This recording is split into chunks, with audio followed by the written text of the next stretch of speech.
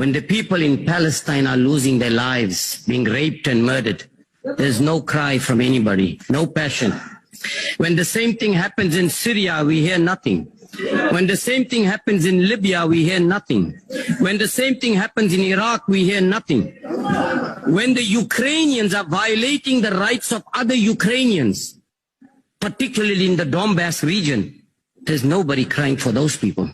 What is the reason for that? What about India?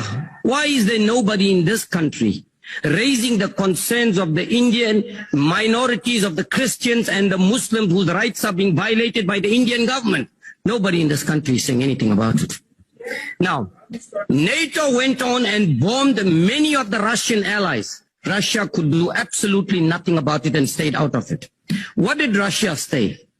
Demilitarization. Stay away from my Russian borders. If you notice what has been happening since 1990, they are coming closer and closer and closer to the Russian border until they will make Russia so weak that Russia will have no other option but to give in to them. That is what it is all about. But who is the root cause of this whole problem? It is clearly the West and the United States of America that is the root cause of all the mayhem and chaos and destruction all over the world. Please conclude.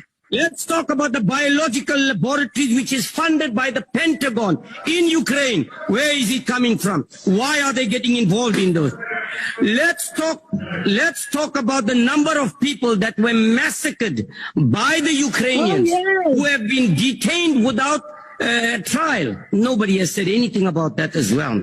Okay, let's talk about the shelling of the hospitals and the schools and the massacre and the mass graves that were found in Ukraine. Nobody says anything about that. Now, what is Russia asking for?